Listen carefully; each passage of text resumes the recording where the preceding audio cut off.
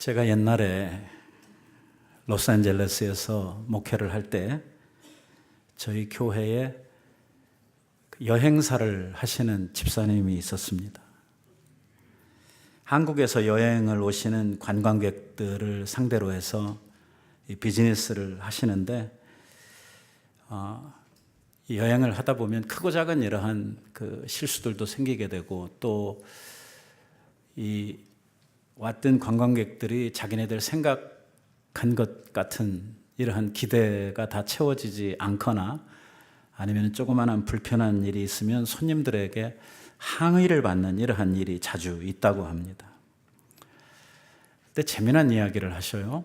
그게 뭐냐면 그 관광객들이 이제 일본에서 들어오는 관광객들이 있고 한국에서 오시는 관광객들이 있는데 일본에서 온 관광객들은 불만을 이야기할 때도 굉장히 그 차분하고 냉정하게 자기 주장을 딱 부러지게 얘기를 하시는데 한국 사람들은 일단 소리부터 지른다는 거야.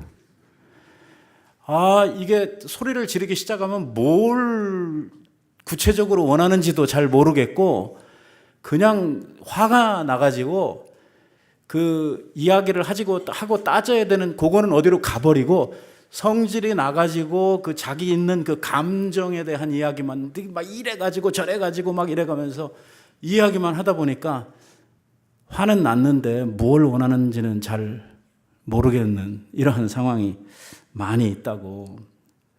그래서 이게 이 직원들이 일하면서 상당히 상처를 많이 받는다고 하는 이러한 이야기를 제가 들은 적이 있습니다. 그런 이야기를 들으면서 우리나라가 그래도 옛날에는 동방예의지국이라고 이렇게 배우고 또 우리가 그렇게 자부를 하고 살았는데 언제부터 우리 사회가 우리나라가 이렇게 변했을까 하는 요즘에 우리 사회적 현상들을 보면 사람들이 너무나 쌀벌하고 너무 거칠어졌다.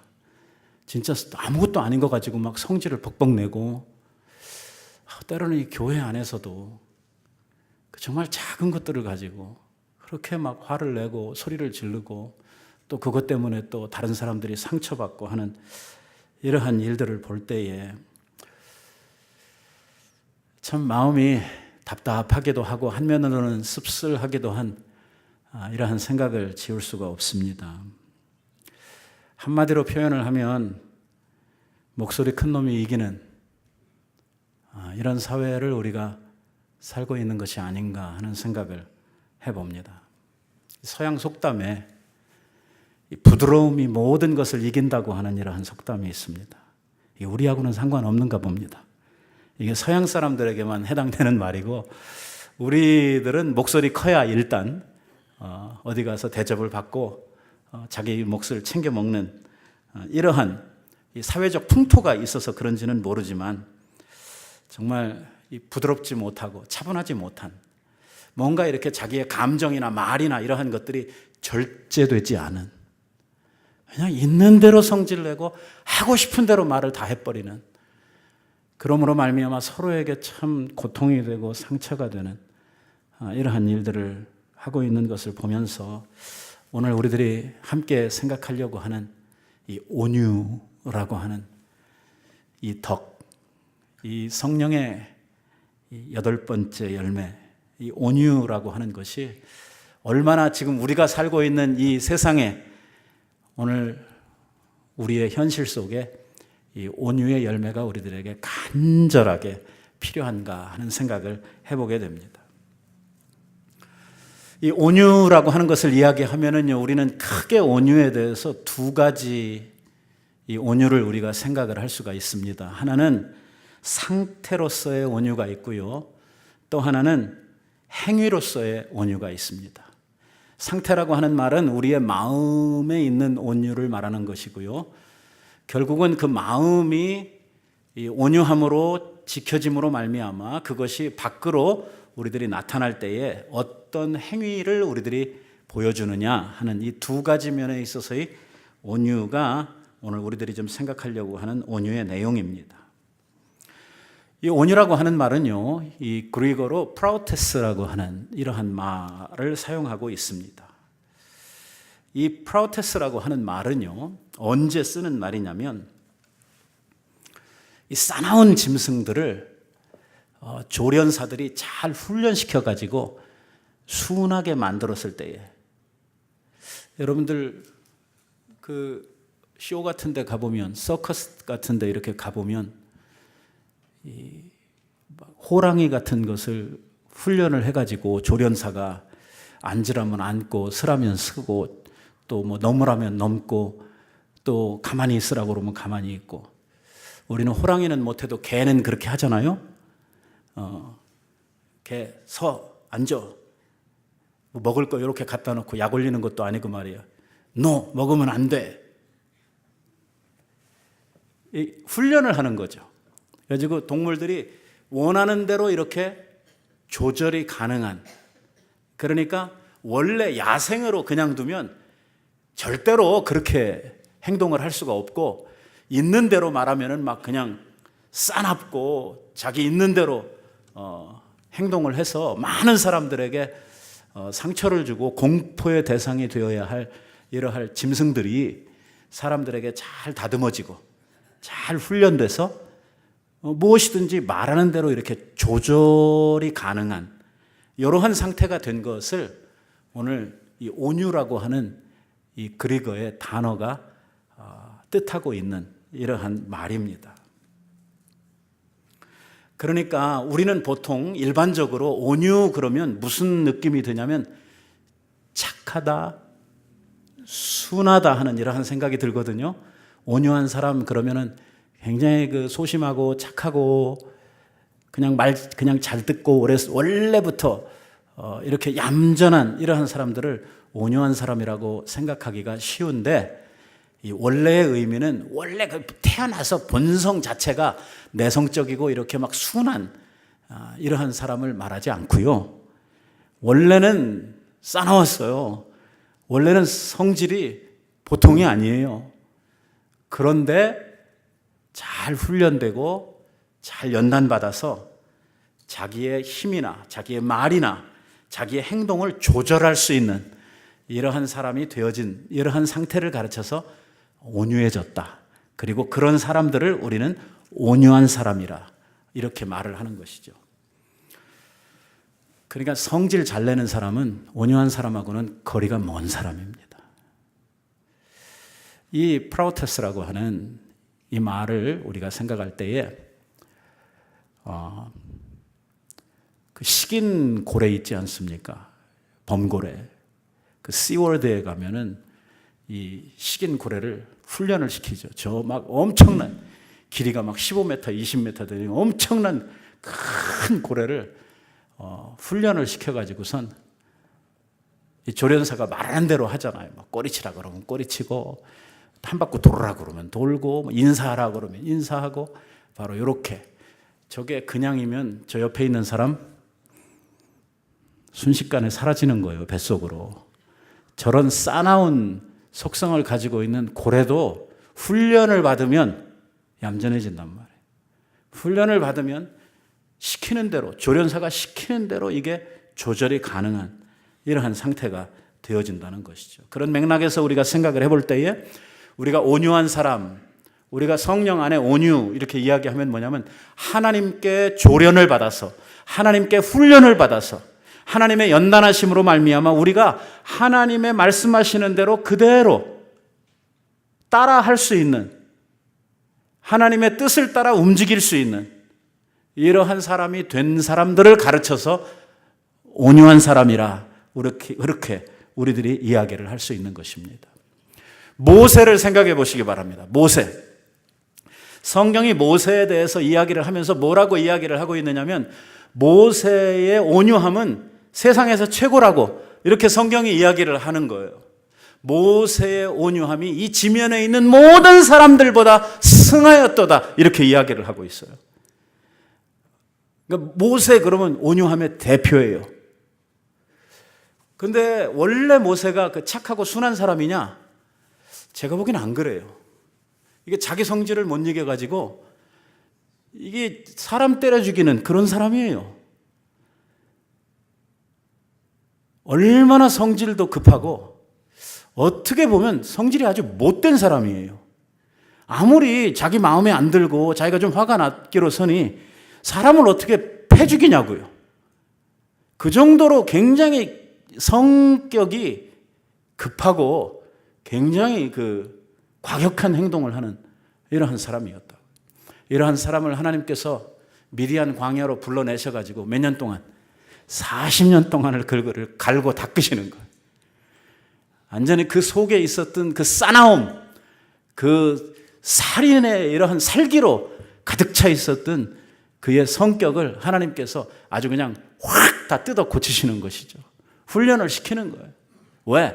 하나님께서는 그를 이스라엘의 지도자로 이제 사용하셔야 되는데 그가 지도자로서 서서 이스라엘 백성들을 이끌어가는 동안에는 그 자기가 옛날에 때려 죽였던 그 사람들보다 훨씬 더 악하고 훨씬 더 약 올리는 이러한 사람들이 수없이 많을 것이고 그 잠깐도 참지를 못해서 그 성질을 다 부렸는데 장장 40년 동안을 광야를 그렇게 살아가야 하는, 그것도 그 환경이 사람 살기 어려운 이러한 아주 힘든 상황 속에서, 쉽게 말하면 가만히 있어도 성질나는 이러한 상황 속에서 40년 동안을 그 많은 사람들을 이끌고 가야 될 지도자로 하나님께서 그를 세우셔야 했기 때문에 그에게서 그런 고약함, 더러움, 그 싸나움 이런 것을 싹 빼버리시는 거예요.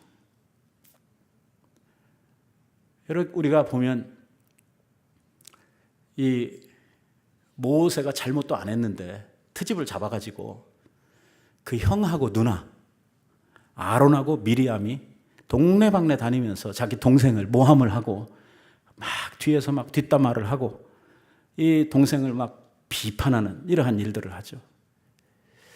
어느 면에서 생각하면 미리암이나 아론은 모세 때문에 먹고 살고 있는 거 아닙니까 지금?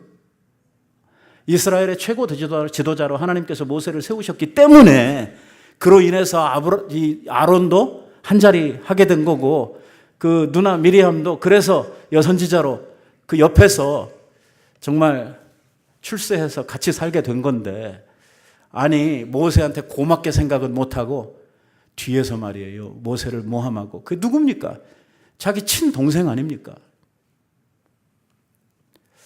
이쯤 되면 모세가 한마디 할 것 같고 당장 그 자리에서 쫓아낼 것 같은데 그렇지 않단 말이에요. 그걸 다 참아낸단 말이에요.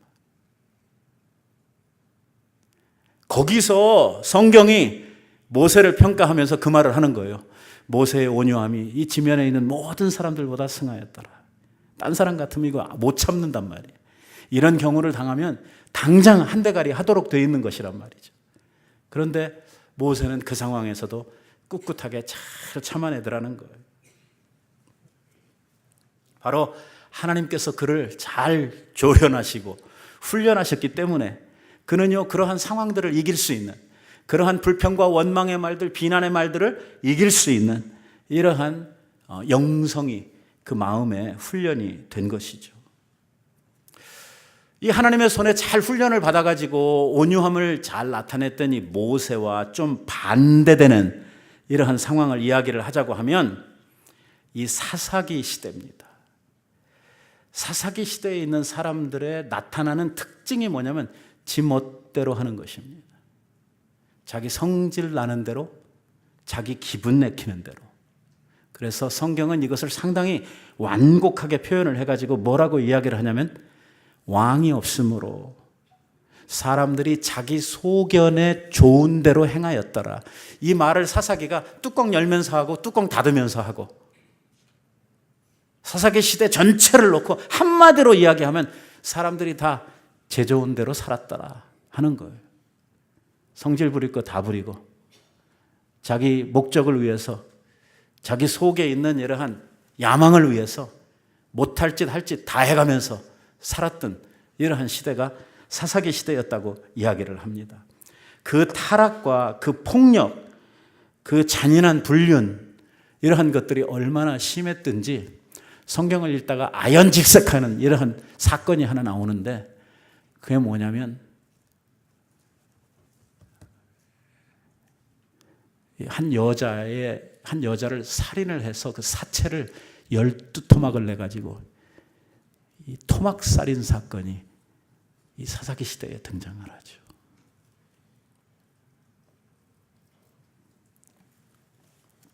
아무도 참는 사람도 없고, 아무도 기다려주는 사람도 없고, 이해해 주려고 하는 사람도 없고,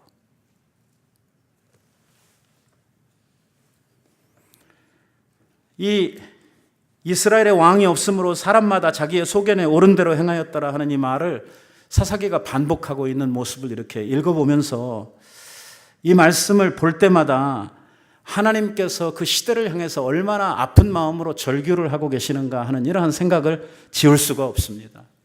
오늘 우리 시대를 바라보면서는 뭐라고 하실까 하는 생각을 또한 함께 해보게 되는 것입니다. 요즘 안 참아요, 사람들이. 아니, 못 참는 게 아니고 요즘에는 안 참으려고 그래요, 아무도. 이게 사람을 죽이든지 지가 죽든지 둘 중에 하나 해요. 그야말로 우리가 오랜 세월 말로만, 그냥 말로만 너 죽고 나 죽고 하자 이렇게 하고 살았거든요. 제가 어렸을 때도 그런 소리는 들었어요.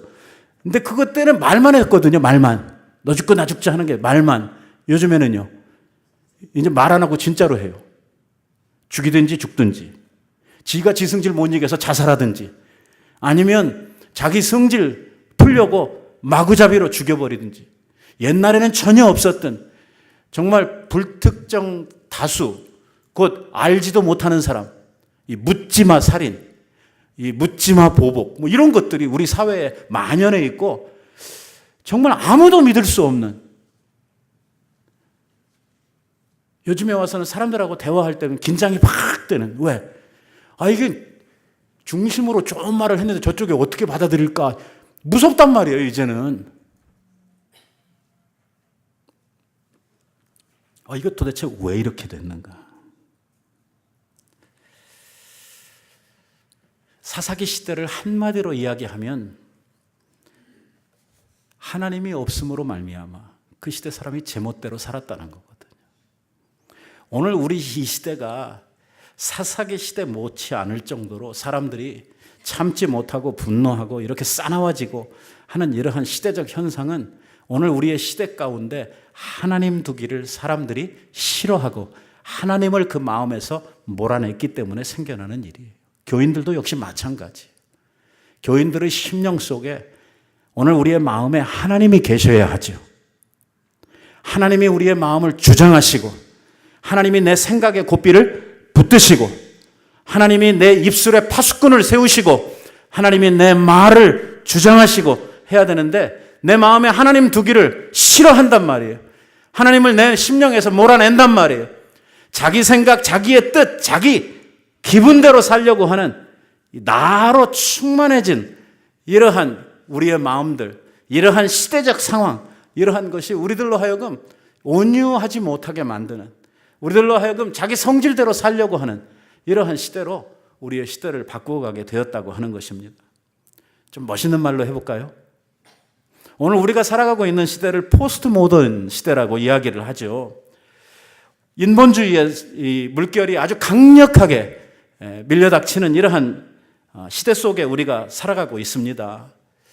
이 시대가 우리에게 말하는 것이 뭡니까? 절대 진리는 없다. 절대 진리 가운데 가장 뛰어난 진리가 성경 아닙니까? 절대 진리는 없다. 진리는 지가 믿고 싶고 자기가 생각하는 게 진리다. 그러니까 the truth is one's in mind이라고 이렇게 이야기를 하죠. 한 사람이 자기 마음속에서 생각하고 믿는 그게 진리다. 보편적 진리, 절대적 진리는 없다. 무슨 소리예요? 성경, 진리? 웃기지 말라는 거예요. 그냥 자기가 옳다 생각하는 그게 진리다 이거야. 그러다 보니까 지 하고 싶은 대로 하는 거예요. 지 하고 싶은 대로. Leave me alone이에요. 놔두라는 거예요.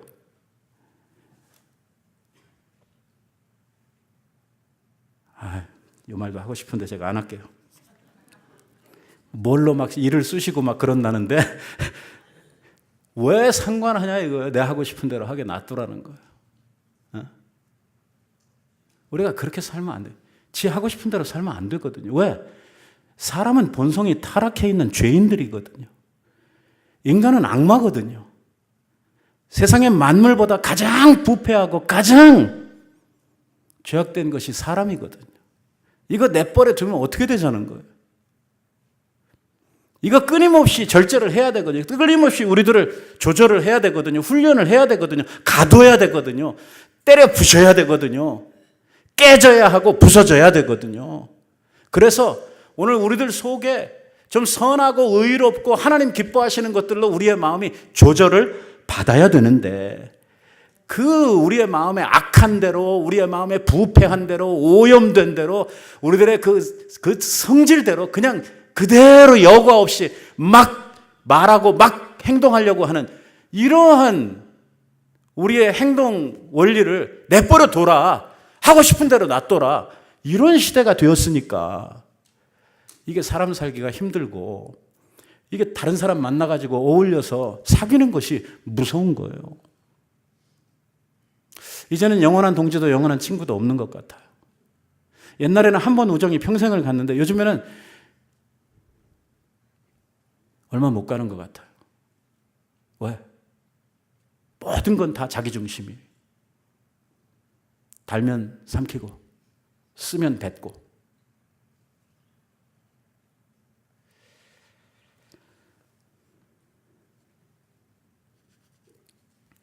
그러고 보면 세상은 두 종류의 사람들로 나누어진다고 생각해 볼 수가 있습니다. 그건 뭐냐면 모세처럼 하나님에 의해 조련을 받은 사람이 있고 그 마음에 조련사가 없는 사람들이 있습니다. 그러니까 맹수의 야성을 가지고 사는 사람들이고, 하나는 맹수들이 잘 훈련받아가지고 이 하나님을 조련사로 두고 그 앞에서 하나님 원하시는 대로 우리의 삶을 살아가는 이러한 인생으로, 이 두 가지 인생으로 우리의 인생을 나눌 수가 있고요. 오늘 우리가 누구에 의해서 훈련을 받느냐, 누구에게 조절을 받느냐 하는 그것으로 인해서 우리의 인생이 어떻게 만들어지고 어떻게 나타날 것이냐 하는 것이 결판이 난다고 그렇게 생각을 합니다. 한국에 라준성 목사님이라고 하는 분이 계신데, 그분이 쓴 그 행복누림이라고 하는 한 책이 있어요. 그 책에 보니까 온유에 대해서 설명을 하면서 뭐라고 이야기를 하냐면, 온유를 다른 말로 뭐라고 표현을 했냐면, 이 목사님이 고집꺾기라고 이야기를 했어요. 고집꺾기. 온유 이꼴 고집꺾기라, 이렇게 설명을 했어요. 그리고 그것에 대해서 상당한 이러한 설명을 하고 있어요. 사실 이것도 조금만 우리들이 깊이 묵상을 해보면 그 말이 맞는 말이에요. 왜? 오늘 훈련을 받아서 잠잠해진 상태, 조절받는 상태, 이렇게 된 것이 온유다 이렇게 하니까 내 성질, 내 고집대로 하는 것이 아니고 그것들을 잘 조절하고 오늘 상태를 잘 만들어가는 그러한 것이니까 아마 일맥상통하는 이러한 이야기가 아닐까 생각을 해보는 것입니다. 자, 우리의 속이 잘 훈련을 받아가지고 우리의 마음이 잠잠한 이 호수처럼 어떠한 이러한 격동되고 어떠한 사람의 이러한 공격이 있다고 하더라도 쉽게 흔들리지 않는 모세 같은, 옆에 와서 막 약도 올리고 막 말로 비방도 하고 막 정죄도 하고 옆에서 사람들이 깐족거리고 하는데도 불구하고 흔들리지 않는 그 내면의 잠잠한 온유함. 우리한테도 그런 게 좀 있나요?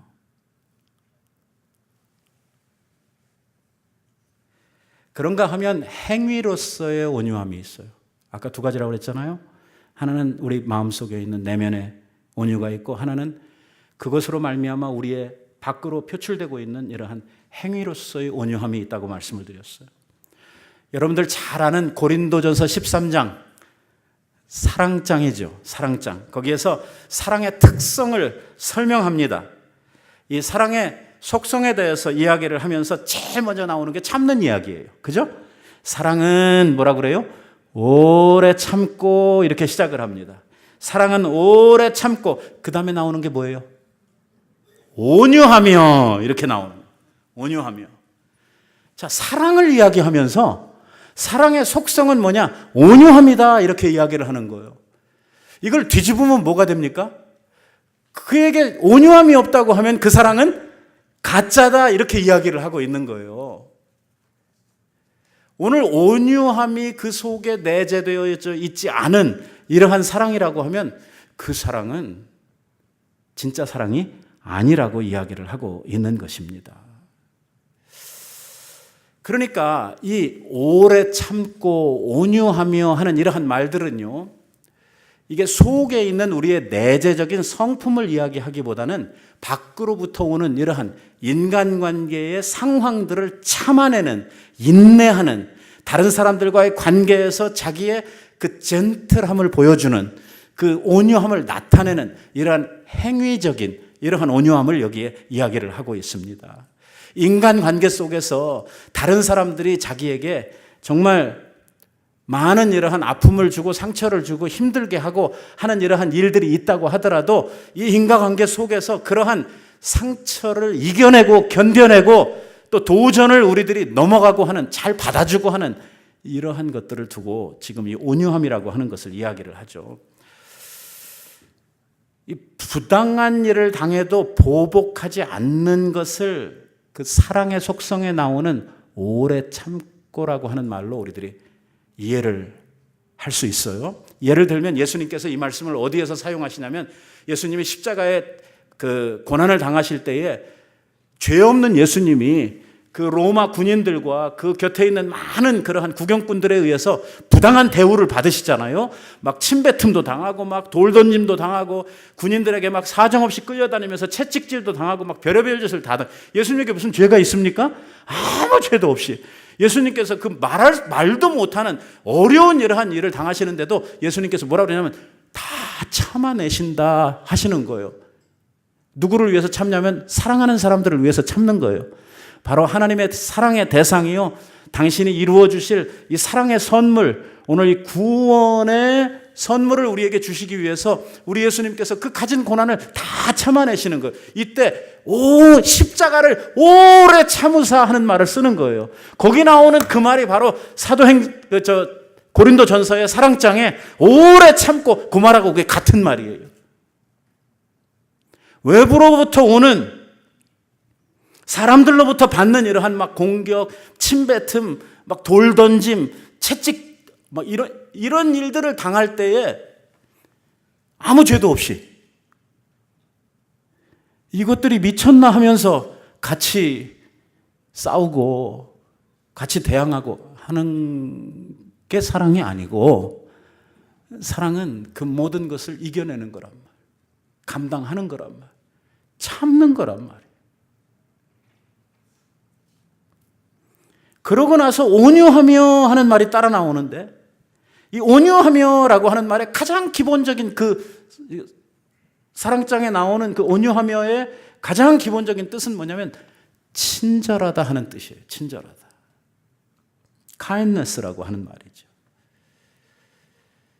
이거를 조금 더 깊이 들어가 보면 어떤 의미를 담고 있냐면, 나한테 해를 끼치는 사람에 대해서 친절과 선을 베풀며 하는 말이에요.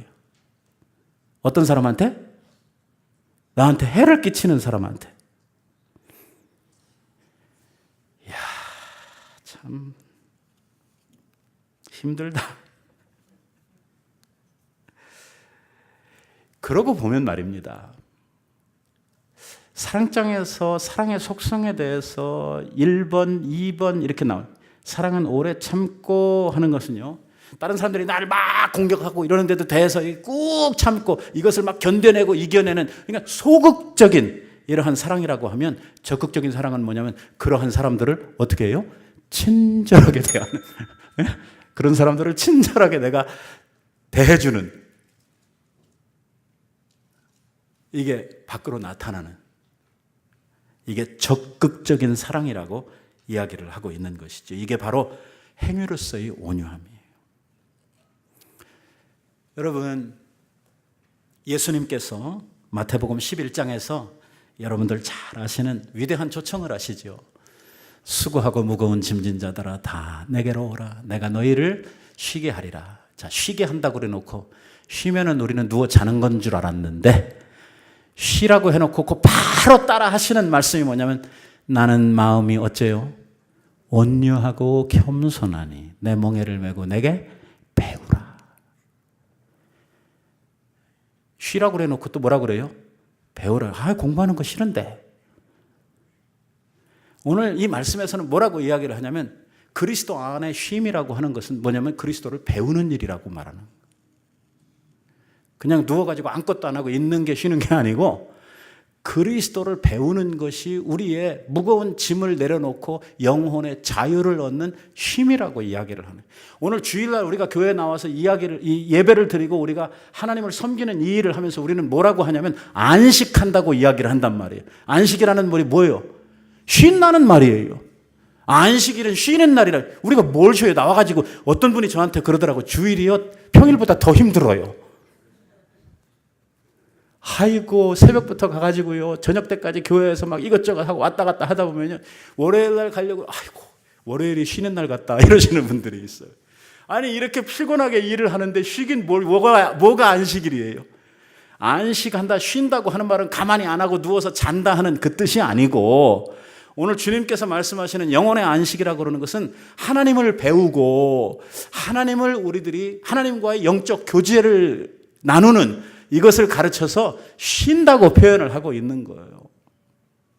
여기에 보니까 예수님에 대해서 가르치면서 나를 배우라고 말씀을 하는데 예수님한테서 배워야 될 게 정말 많겠죠. 하지만 예수님께서 특별히 여기서 두 가지를 찝어서 이야기를 하고 있는데 나는 온유하고 겸손하니 겸손보다도 앞서가는 게 뭐냐면 온유함이에요. 우리가 제일 먼저 예수님에게서 본받아야 될 게 있다고 하면 그것은 온유함이라고 하는 걸 본받아야 된다. 오늘 우리가 그리스도 안에 안식하며 오늘 주 안에서 우리가 그리스도를 배워가려고 하는데 이 배움 속에 뭐가 있어야 되느냐? 그리스도의 온유함을 배워야 된단 말이에요. 예수님의 온유함은 어떤 것들인가 하는 것이죠. 예수님이 순한 분인가? 예수님 그냥 원래부터 착하기 때문에 순에 빠져서 그냥 모든 일에 다 그냥 이렇게 그냥 순댕이처럼 이렇게 사시는 분인가? 아니에요.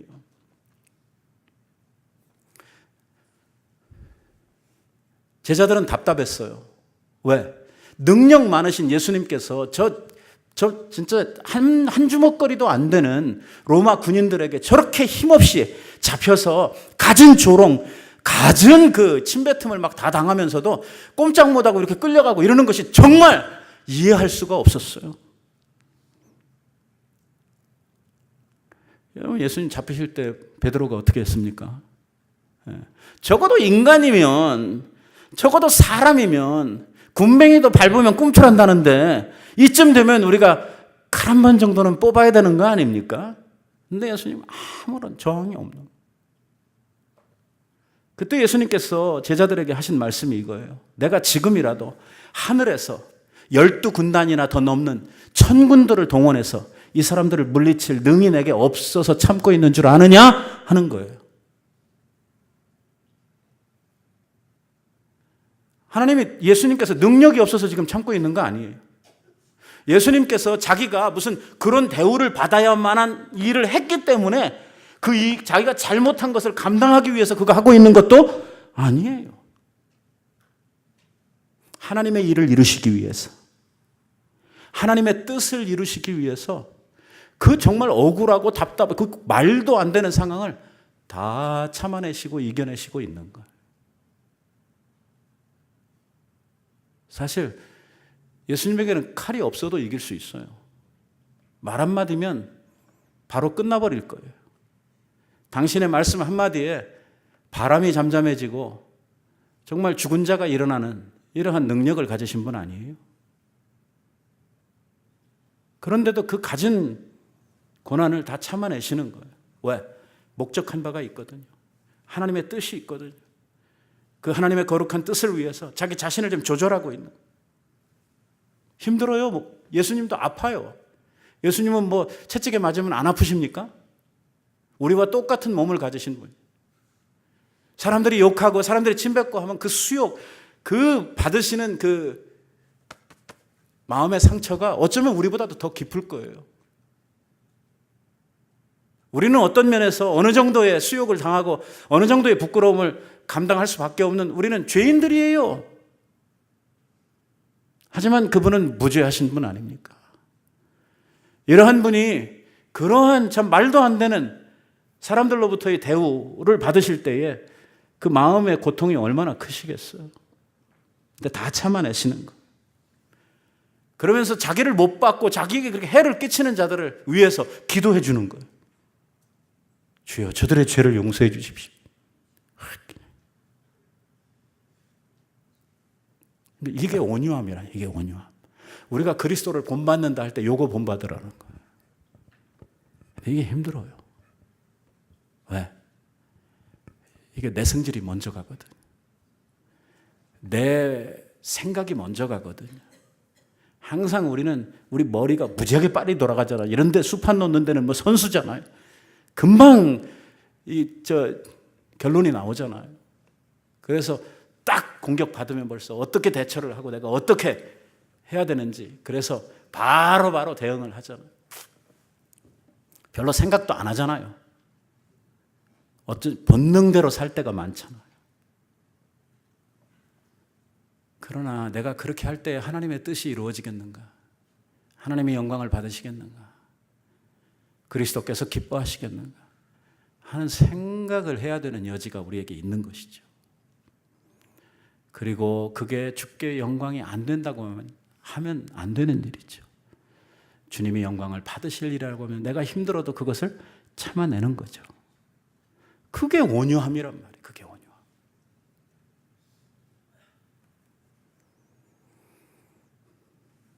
욕을 당하시되 맞대어 욕하지 아니하시고 고난을 당하시되 위협하지 아니하시고 오직 공의로 심판하시는 이에게 부탁하시고 하나님께 다 맡기라. 친히 나무에 달려 그 몸으로 우리의 죄를 담당하셨으니 이는 우리로 죄에 대하여 죽고 의에 대하여 살려 하려 하심이라. 그가 채찍에 맞음으로 우리가 나음을 입었다고 이야기해요. 바로 그 목적, 하나님께서 그에게 주신 십자가, 그것 때문에 그 수욕을 다 참아내는 거예요. 그러니까 예수님의 십자가는 사랑장에서 이야기했던 오래 참고 온유하며 라고 이야기한 인내와 온유의 결정체가 어디냐면 바로 십자가예요. 우리 손양원 목사님 이야기 너무 잘 아시죠? 손양원 목사님 이야기. 자기의 두 아들을 죽인 원수를 용서하고 죽은 아들들을 대신해서 죽인 원수를 자기의 양자로 삼았던 오늘 손양원 목사님의 이야기, 정말 우리 한국 교회에 그런 어른이 계셨다고 하는 것이 우리의 큰 자랑이죠. 이겁니다. 자기의 두 아들을 죽인 원수를 용서하는 것, 그들을 그 마음에서 자기 아들들이 죽었는데 복수하지 아니하고 그것을 용서해 주는 것, 이거를 인내, 참음이라고 우리들이 받는다고 하면 거기에서 그치지를 않고 그러한 사람을, 그러한 왼수를 어떻게 해요? 양자로 삼았어요. 이게 뭐냐면 온유함의 결정이라. 사랑은 이렇게 같이 간다는 거예요. 인내와 온유가 같이 간다는 거예요. 온유가 있으려고 그러면 그 앞에 뭐가 있어야 되냐면 인내가 있어야 된단 말이에요. 인내가 없으면 온유함이 안 나타나. 얘가 안 와요. 못 참으면 인내가 와요? 아니 온유가 와요? 못 와요.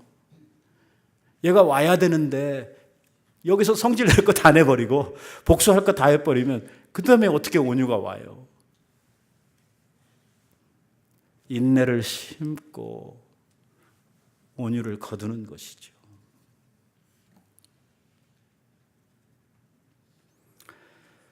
여러분, 말씀을 들으면서 답답하죠? 야, 우리가 이렇게 사는 게 가능할까?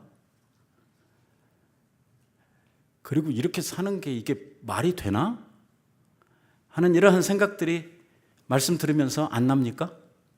아, 이거 참 좋은 말씀이네. 이렇게 살아야 되겠다. 막 이렇게 믿음이 엄청 좋으신 분들은 무조건 아멘으로 이 말씀을 받을지 모르지만 좀 우리들이 내가 실천하면서 살아야 될 말씀이다 라고 생각을 하고 이 말씀을 들으면 야, 이거 도대체 어떻게 내가 어떻게 감당을 하고 살아야 될 말씀인지 도대체 이게 받기 어려운, 아멘이라고 하는 말이 하고 싶어도 무서워서 입 밖에 안 떨어지는 이러한 말씀이죠.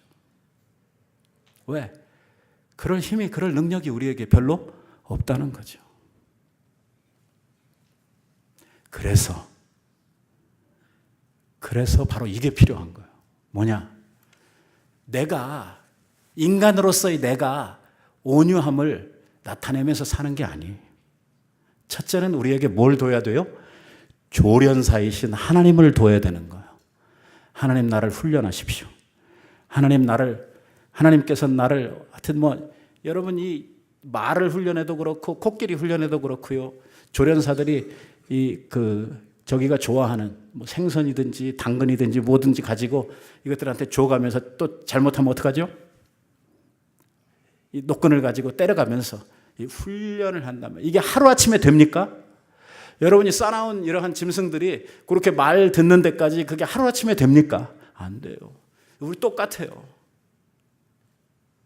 그러나 중요한 것은 뭐냐면 우리 혼자 있으면 100년이 지나가도 안 바뀌어요. 그러나 우리 안에 조련사 되시는 하나님을 우리의 마음에 두게 되면 세월이 지나면서 우리도 바뀐단 말이에요. 중요한 것은 하나님을 내 마음에 모시는 거예요. 하나님을 내 조련사로 삼는 거예요. 그러면 하나님께서 우리들을 훈련하셔요. 훈련하시는데 하나님께서 우리들에게 뭘 주시냐면 성령의 능력을 부어주시는 거예요. 아까 우리가 읽었던 말씀에 성령의 열매 가운데 하나가 뭡니까? 온유함이에요. 온유함.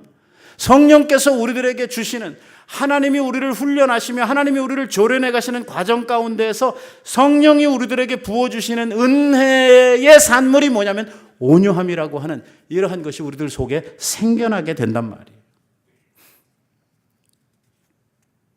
여러분, 우리가 온유해지면 두 가지 큰 변화가 일어나요.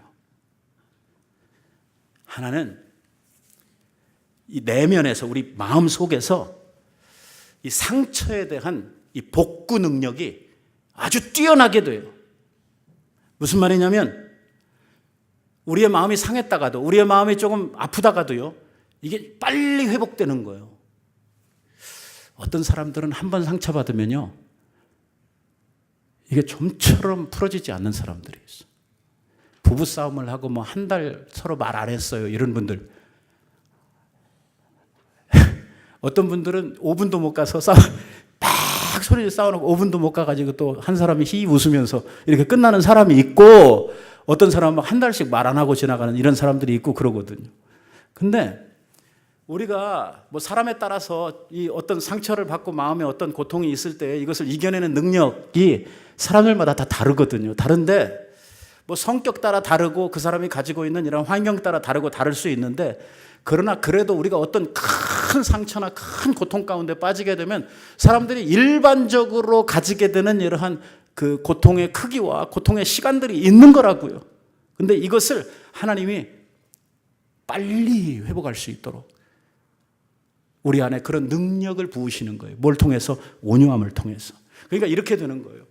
모세가 눈만 뜨면 이스라엘 백성들한테 매일 원망, 불평, 맨날 모세한테 와가지고 나 살려라, 너 죽여라 막 이래가면서 40년 동안 그거 하고 살았다.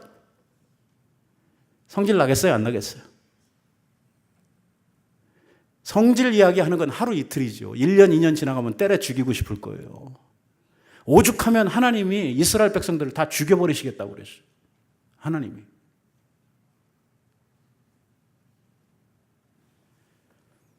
그런데 모세는 그렇게 공격을 당하고 그렇게 사람들에게 마음을 빼앗기고 사는데도, 모세도 사람이니까 그런 소리 들을 때 기분 좋겠어요? 아프겠죠? 힘들겠죠? 그런데 이것을 회복하는 능력이 뛰어나단 말이에요. 금방이에요. 금방 살아나요. 마음에 두지 않아요. 금방 일어나는 거예요.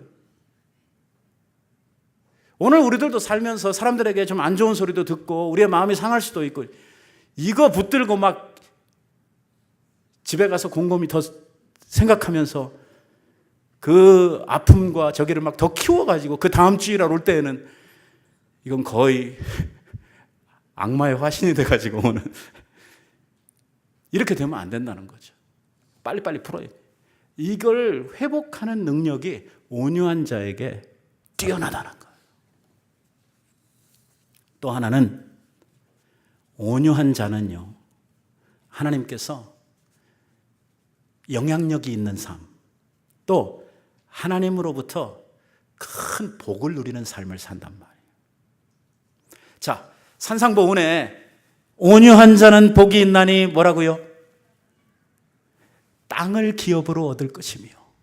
제가 잘 아는 어떤 장로님이 있는데 아들을 둘을 두었는데 아들 이름을 하나는 명동,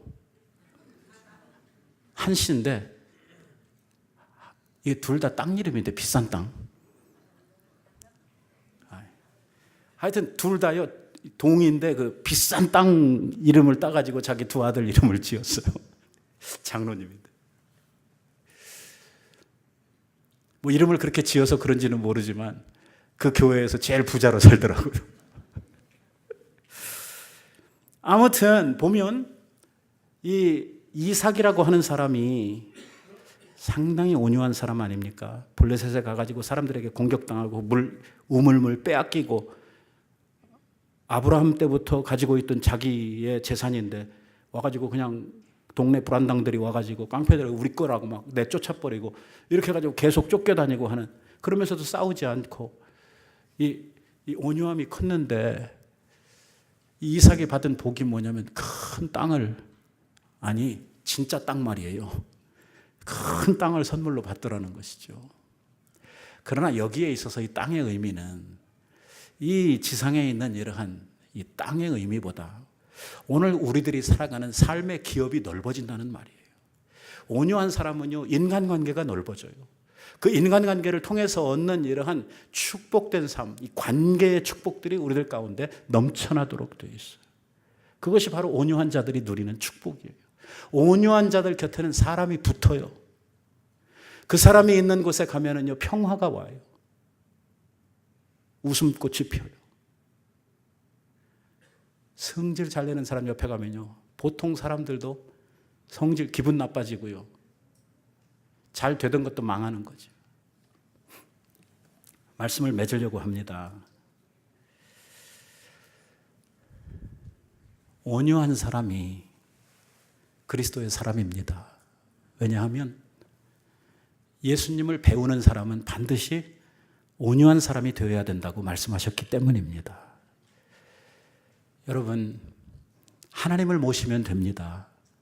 나로서는 불가능하지만 하나님이 내 삶에 오시고 하나님이 내 마음에 오시면 그분이 내 안에서 온유한 사람으로 우리들을 만들어 주실 것입니다. 오늘 우리 모두가 온유한 자가 되어서 온유한 자로서 누리는 이러한 축복이 우리의 삶 가운데 넘쳐나게 되시기를 바랍니다. 기도하십시다. 자비하신 주님, 감사합니다. 오늘 저희들이